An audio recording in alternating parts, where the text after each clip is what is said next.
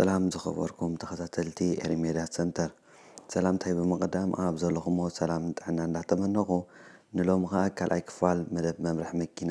ሒዘልኩም ቀሪበ ኣለኹ። ሰናይ ምክትታል።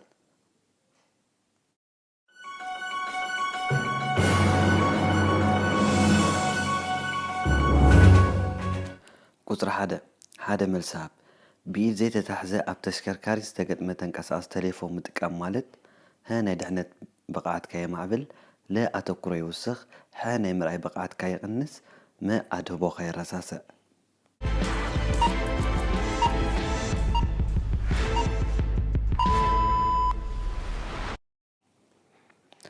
ኣድህቦኻ ይረሳስዕ ብዘይካ ምሳኻ ኣብ ጎንኻ ዘሎ ሰብ እቲ ምሳኻ ኣብ መስመር ቴሌፎን ዛረብ ሰብ ኣብ ጓኒፍካ ዘሎ ናይ ትራፊክ ምንቅስቓስ ወይ ሃዋህው ክርድኦ ኣይከኣልኒ። ከምኡ ስለ ዝኾነ ንዓኻ ክጋጥመካ ዝኽእል ዕቑር ሓደጋ እናሃለወ ምዝራብ ስለ ዘየቋርፅ ናይ ምምራሕ ሙሉእ ኣድህቦኻ ክትዕቅብ ምእንቲ ካብ ምጥቃም ቴሌፎን ክትቁጠብ ይግባኣካ። ቁፅሪ 2 ተሽከርካሪት እናመራሕኻ ንኣጠቓቕማ ተንቀሳቓሲ ቴሌፎን ዝሓሸ ኣማራፂ እንታይ እዩ? ካብ ኢድ ናፃ ዝኾነ ተንቀሳቓሲ ቴሌፎን ምጥቃም፣ ምቹእ ዝኾነ ደው መበሊ ቦታ ምንዳይ፣ ኣብ ዝኾነ ህዱእ ፅርግያ ቀስ ኢልካ ምምራሕ፣ ብኦፕሬተር ጌርካ ፃውዒት ምቕባል።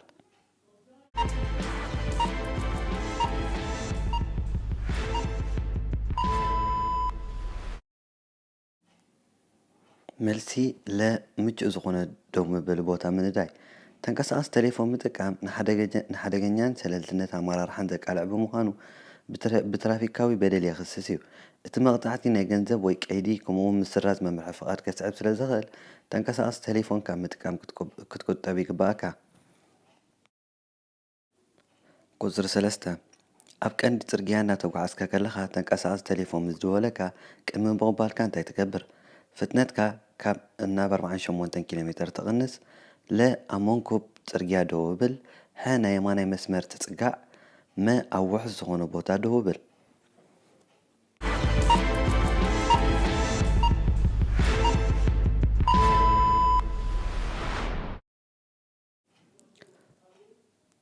መልሲ ኣብ ውሕስ ቦታ ደው ብል። ኣብ ቀንዲ ፅርግያ እናተጓዓዝካ ከለኻ ተንቀሳቓሲ ቴሌፎን ብምልዓል ክትምልስ ኣይትኽእልኒ ኢኻ። ኣብ መንጎ ጉዕዞ ክትራኸብ ምስ ትደሊ ግን ቅድሚ ጉዕዞ ምጅማርካ ተዕርፈሎም ቦታታት ብምውጣን ርክብካ ከተካይድ ትኽእል ኢኻ። ቁፅሪ 4 ካብ መራኸቢ ፅርግያ ናብ ቀንዲ ፅርግያ ክትሕወስ ትፅበለኻ ዓንዲ ናይ ቅድሚት ቬትሮ ካብ ምርኣይ ስለ ዝኽብለካ ብፍሉይ ካብ ምንታይ ትጥንቀቕ ይግባኣካ? ካብ ዓበይቲ ናይ ፅዕነት ተሽከርከርቲ፣ ካብ ኣውቶቡሳት፣ ሞተር ብሽክለታታት፣ ተጎተቲ ሰረገላታት።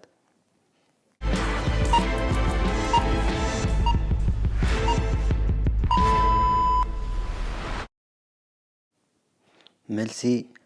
ሞተር ብሽክለታታት። ዓንዲ ናይ ቅድሚት ቬትሮ ንበዓል ብሽክለታ ኣጋር ሞተር ብሽክለታ ሙሉእ ብምሉእ ካብ ምርኣይ ከዓግተካ ይኽእል እዩ።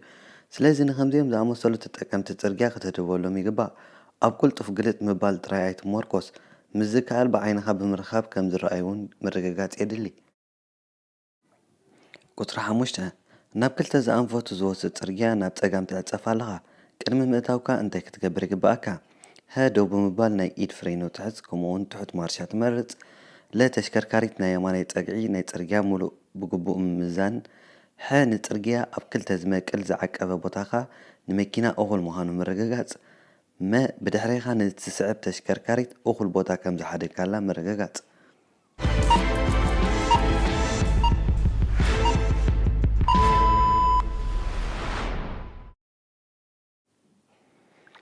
መልሲ ንፅርግያ ኣብ ክልተ ዝመቅል ዝተዓቀበ ቦታ ንመኪናኻ እኹል ምዃኑ ምርግጋፅ። ቅድሚ ናብ ክልተ ዝኣንፈቱ ፅርግያ ምእታውካ ድሕነት ተሽከርካሪት ንምውሓስ ንፅርግያ ኣብ ክልተ ዝመቅል ዝተዓቀበ ቦታ እኹል ምዃኑ ኣረጋግፅ። እዚ ምስ ዘይከውን ግን ነቲ ፅርግያ ከም ሓደ ዝኣንፈቱ ፅርግያ ወሲድካ ብክልቲኡ ሸነኽ ናፃ ምዃኑ ምስ ኣረጋገፅካ ክትሓልፍ ይግባኣካ። እዚ ምስ ዘይግበር ግን ሙሉእ ኣካል ወይ ክፋል ናይ ተሽከርካሪት ኣብቲ ዝውሕዝ ምንቅስቓስ ትራፊክ ብምህላዋ ጠንቂ ሓደጋ ክትከውን ትኽእል ኢኻ። ቁፅሪ 6 ካብ መራኸቢ ፅርግያ ናብ ቀንዲ ፅርግያ ክትሕወስ ከለኻ ናይ ምርኣይ ባይታኻ ክድርተ ከም ዝኽእል ሓደ ጥቀስ። ዓንዲ ናይ ቅድሚት ቬትሮ፣ መሪሕ ስተርሶ፣ ናይ ውሽጢ መስትያት ወይ ስፔክዮ፣ ናይ ቅድሚት ቬትሮ መፅረጊ ማይ።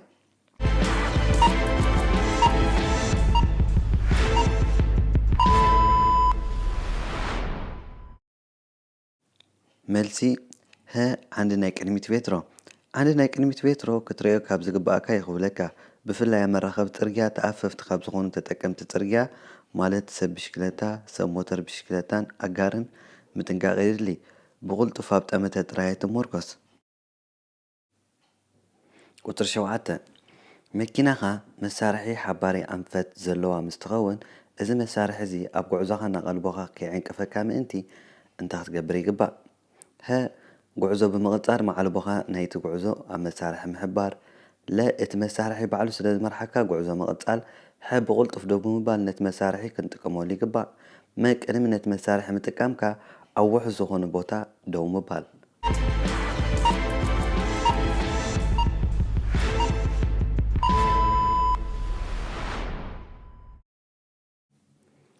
መልሲ መ ቅድሚ ነቲ መሳርሒ ምጥቃምካ ኣብ ውሑስ ዝኾነ ቦታ ደው ምባል ኣብ ተሽከርካሪት ኣንፈት ዝሕብር መሳርሒ ኣብ ዘይንፈልጦ መስመራት ጉዕዞ ክመርሓና ከሎ ኣዝዩ ጠቓሚ እዩ እንተኾነ ግን እቲ ኣብ ጉዕዞ እናሃለና ነዞም መሳርሒታት እዚኣቶም ምጥማት ምትዕርራይ ንኣቓልቦና ብምስሓብ ናይ ምቁፅጻር ክእለትና ስለ ዝድርቶ ኣብ ምቹውን ውሑስን ዝኾነ ቦታ ደው ምባል ክንጥቀመሎም ይግባአና ቁፅሪ 8 ሓደ መልሰብ ተሽከርካሪት እናመራሕና ከለና ተንቀሳቓሲ ቴሌፎን ምጥቃም ብሕጊ ክልኩል እዩ ተንቀሳቓሲ ቴሌፎን እናተጠቐምካ ከጋጥመካ ዝኽእል ሓደጋ ካብቲ ልሙድ ኩነታት ብኽንደይ ይዛይድ ሀ ብ2 ግዜ ዓቢ ለ ብ4 ግዜ ዓቢ ሐ ብ6 ግዜ ዓቢ መ ብ10 ግዜ ዓቢ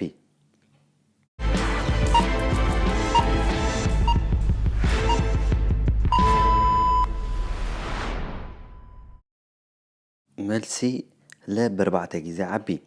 ተንቀሳቓሲ ቴሌፎን እናተጠቀምካ ትመርሕ ምስ ትህሉ ካብቲ ንቡር ኩነታት ከለኻ ዘጋጥመካ ናይ ሓደጋ ተኽእሎ ብ4 እጥፊ ዝያዳ ንሓደጋ የቃልዓካ ብመሰረቱ እውን ዘይሕጋዊ ተግባር እዩ ዋላ እውን ኣብ ኢድካ ሒዝካ እንተዘይተጠቐምካ ኣብ ግዜ ምምራሕ ንኣቓልቦኻ ካብ ጽርግያ ክሰልብ ስለ ዝኽእል ቅድሚ ተንቀሳቓሲ ቴሌፎን ምጥቃምካ ኣብ ውሑስ ዝኾነ ቦታ ደው በል ቁፅሪ 9 ሓደ መልሳብ ደድሕሪ ካልእ ተሽከርካሪት እናሰዓበ ዝመርሕ መራሒ ተሽከርካሪት እንታይ ኣብ ግምት ብምእታው ክመርሕ ይግብኦ ሀ ናይ ክልቲአን ፍጥነት ለ ናይ ጽርግያ ኩነታት ሐ ተራእይነት መ ጻዕቂ ኩነታትን ትራፊክን ሰ ኩሎም መልሲ እዮም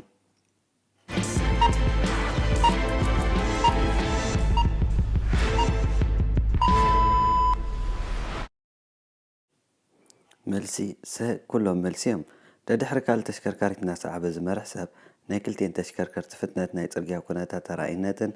ጻዕቂ ኩነታት ትራፊክ ኣብ ግምት ብምእታው ብዘይ ናይ ሓደጋ ስግኣት ኣብ ዝኾነ ውሁብ ግዜ ደው ብምባል ምእንቲ ክኽእል ካብ ቅድሚኡ ዘላ ተሽከርካሪት ርትዓዊ ዝኾነ ርሕቀት ክሕሉ ይግባእ ቁፅሪ 10 ካብዞም ዝስዕቡ ሓደ መራሒ መኪና ኣብ ምንታይ ኩነታት እዩ ተሽከርካሪቱ ኣብ ጽርግያ ንኽመርሕ ዘይፍቀደሉ ሀ መነጽር ናይ ፀሓይ ምዝጥቀም ለ ዓመታዊ ነተሽከርካሪ ቴክኒካዊ ብቕዓት መርመራ ብዘይምግባር ሐ ረድዮ ምዝሰምዕ መ ዘይሰማዕ ክዳን ምዝኽደን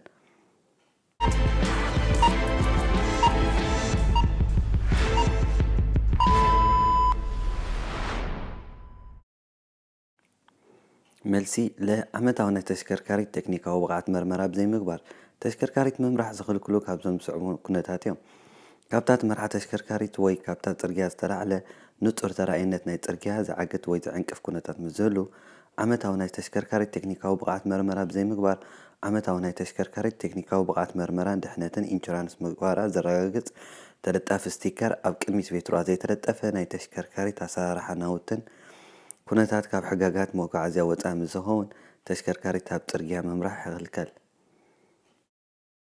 ቁፅሪ 11 ክልተ መልሳብ መኪናኻ ተባላሻ ጎቲትካ ክትወስዳ ምስ ትደሊ እንታይ ጥንቃቐ ትገብር ሀ ኣብ መኪናይ ካልኦት ሰባት ሰቅል ለ ብኻልእ ጥዒት መኪና ጎታ ሐ ብካቮ ወይ እኹል ድላሊ ዘለዎ መጉተቲ ኣላግቦ መ መሳኾቲ መኪና ኣዓጾ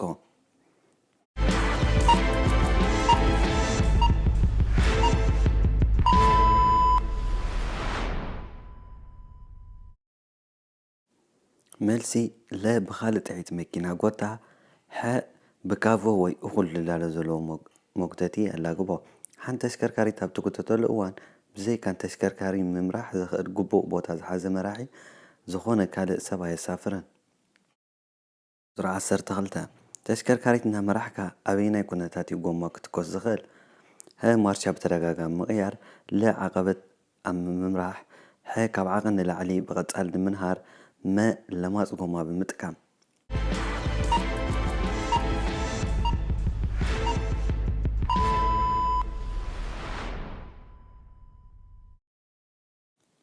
ملسي كاب عقن لعلي بغتال منهار ما لما تقوما بمتكام نوح زي مارشا كير كاب لعل فتنة مستمرح قوما كراسنن كباتاتسن كتكوسن سلازغل كونتات قوما تقاتاتر بلا ما تقوما ممراحون تنك حدقا سلازغون كلمة قعزم جماركا أستبدل تدالون قطر عسر سلسته حدا مل سحاب ناي مكينا خافيت روتين دين ويتقليم كوني يبلون سلامنتاي بقبون مرايك حق زكا لا بقليلو أب حدا كان غيتودق نزغون انتتات بدق بزولو كاد تتقامو ترجعك ترأس لزلكا ما كلهم ملسيوم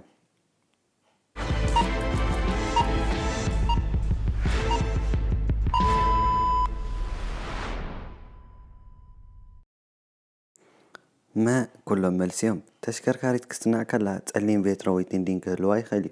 ويون تقليم تلتقاف بمبهر فيترو أك تقلمي خليو فيترو ناي مكينا 7 و7 500 بران زحلف زراء أي كخون سلازقبا كتتقلمو من فتان بحقية غطيو قطر 14 حدا مل سحاب بتسألمات ويليتي كتمرحن كالخا كابقاتري بممرح بمنتاي فلا ناي مراي تخلقها سلازررات لا كاب كاترين لعلي بفتنة تمرح سلا تخيل مبرحتي أبتول على أوان لعلي 260 بشوعات متر كريه كسلا زغل ما كاب كاترين لعلي أرحي كان خد مثل زغل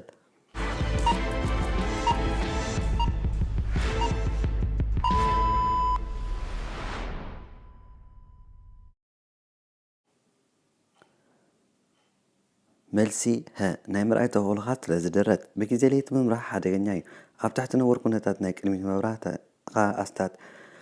260 متر 350 ጫማት ራይ ክትርየፍ ክደልካ ካብ ዝበረኸ ከባቢ ወይ ህንፃ ኣብ ትወፃሉ እዋን ንሓደ ወይ ክልተ ደቂቃ ዕንትኻ ምስ ፀልማት ኣዋድዶም መብራህትታትካ መስትያትካ ቬትሮኻ ኩሉ ግዜ ብዝተኻለ መጠን ኣፅርዮም ንደጉሒ ወይ ነፀብራቕ ብርሃን ስለ ዘጉድሉ ከምኡ እውን ኣብ ትጓዓዘሉ ፍጥነት ካብ ግዜ ቀትሪ ንታሕቲ ክኸውን ይግባእ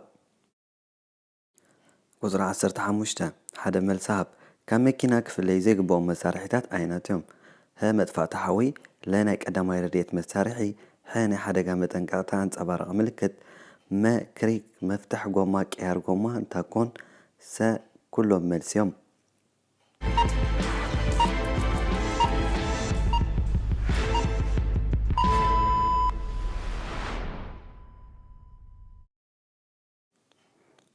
ኩሎም መልሲዮም ኣብ ዝኾነ ተሽከርካሪት ኣብ ውሽጢ መኪና ኩሉ ግዜ ክህልዉ ዝግብኦም መሳርሒታት መጥፍእ ሓዊ ናይ ቀዳማይ ረድኤት ሕክምና ወሃቢ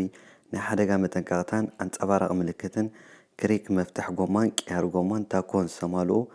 ናይ ቡሎም መፍትሕታት ቅያርን ኣምፑል ፊዝን ብተወሳኺ ናይ ተሽከርካሪት ሰነዳትን ክህልዉ ይግባእ ቁጥሪ 16 ክልተ መልሲ ሃብ ተሽከርካሪትካ ሃንደበት ምስ ትቃፀል ብምንታይ ተጥፍኣ بمدفع تحوي لا بحيال دفئ زلونا لافاجو ماي بجاكيت ما بنفاس بماي نفاسن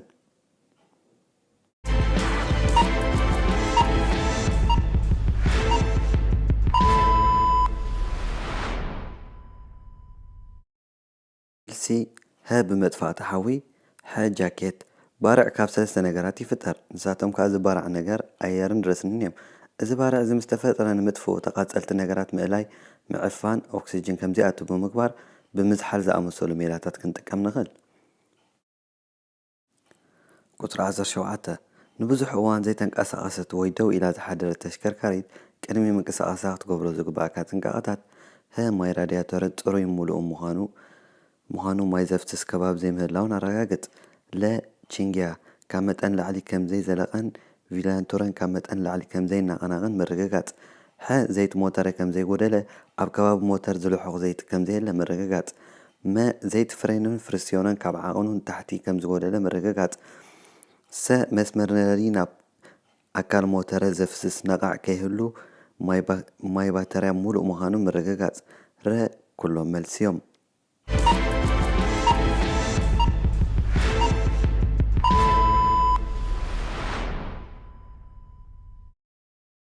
መልሲ ረ ኩሎም መልሲ እዮም ኩሉ ግዜ ክትፍትሾም ዝግባእ ፈሰስቲ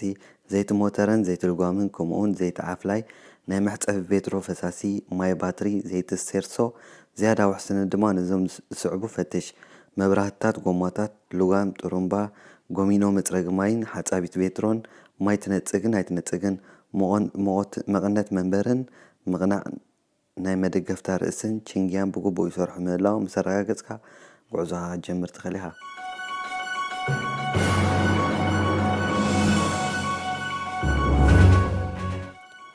እምበር ከዝተኸበርኩም ተኸታተልትና ሎም ዘዳለኽዎ መደብ እዙይ ነይሩ ከም ወትሩ ላይክ ሼር ሳብስክራይብ ኣይትረስዑ